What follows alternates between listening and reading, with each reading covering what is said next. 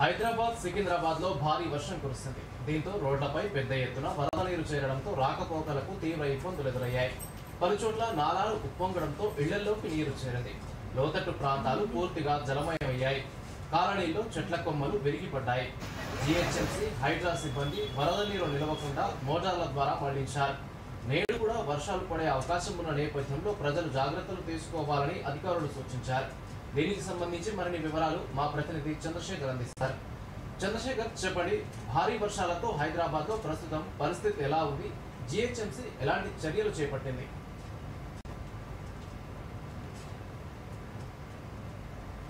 ఉదయం తీవ్రంగా ఎండ ఉండి సాయంత్రం అయ్యేసరికి జంటనగరంలో భారీ వర్షం కురుస్తుంది.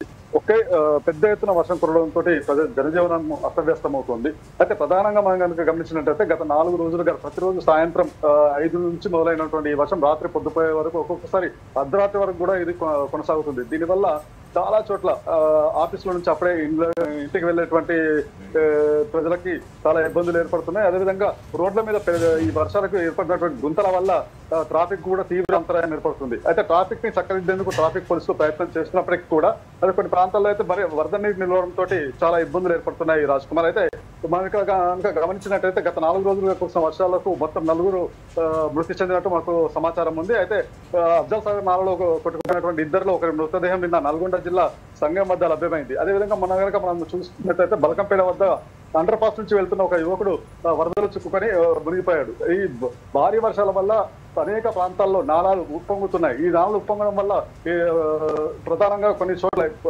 టోలీ చౌకీ కానివ్వండి, ఖైరతాబాద్ సిఐబి కానివ్వండి, అదేవిధంగా బేగంపేట కానివ్వండి, ఇలాంటి కొన్ని ప్రాంతాలు విపరీతంగా నీరు వచ్చేసి ప్రజలు చాలా ఇబ్బందులు పడుతున్నారు. అయితే ఇళ్లలోని వస్తువులు కూడా కొట్టుకుపోవడంతో వారు చాలా ఇబ్బందులు ఎదుర్కొంటున్నారు. రాజ్ కుమార్, అయితే ఇక్కడ మనం ప్రధానంగా గమనించాల్సిన విషయం ఏంటంటే ఇటు హైడ్రా కానివ్వండి, అటు జీహెచ్ఎంసీ, ఈ జలమండలి అధికారులు ఎప్పటికప్పుడు ఈ రక్షణ చర్యలు చేపడుతున్నారు. పలు చోట్ల భారీగా నీరు నిలవడంతో పెద్ద ఎత్తున మోటార్లు ఏర్పాటు చేసి వాటిని తొలగించే ప్రయత్నం చేస్తున్నారు.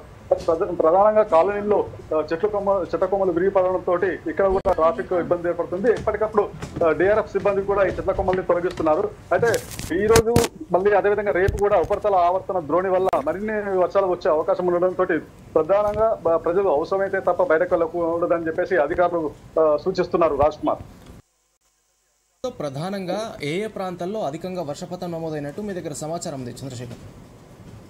రాజ్ కుమార్, మనం కనుక గత 2 రోజుల నుంచి వర్షపాతం వివరాలను కనుక గమనిస్తే ముషిరాబాద్ లో అత్యధికంగా 18 సెంటీమీటర్లకు పైగా వర్షం కురిసింది. అదేవిధంగా బేగంపేట కానివ్వండి, శ్రీలింగంపల్లి కానివ్వండి, కుక్కట్పల్లి కానివ్వండి, ఖైరతాబాద్ లో దాదాపు 13 సెంటీమీటర్లు ఇట్లా వర్షపాతం నమోదైంది అని చెప్పేసి వాతావరణ శాఖ అధికారులు చెప్పారు. అయితే నిన్న అత్యధికంగా బహదూర్ పురాలో 9 సెంటీమీటర్లకు పైగా వర్షపాతం నమోదైంది. అయితే మరోవైపు జంట జలాశయాల గేట్ ఎత్తడంతో మూసి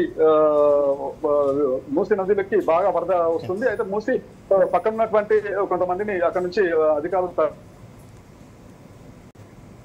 తరలిస్తున్నారు. మరోవైపు ట్యాంక్ బండ్ కూడా ఫుల్ గా, హుస్సేన్ సాగర్ కూడా ఫుల్ గా నిండిపోయింది. దీని నుంచి కూడా నీటిని బయటకొలుతున్నారు. దీనివల్ల అశోక్ నగర్ నుంచి వెళ్ళేటువంటి ప్రధాన నాల భారీ వరద నీటితో వెళ్తుంది. దీని పక్కన ఎవరు ఉండకూడదని చెప్పేసి అధికారులు సూచిస్తున్నారు. రాజ్ కుమార్, ధన్యవాదాలు.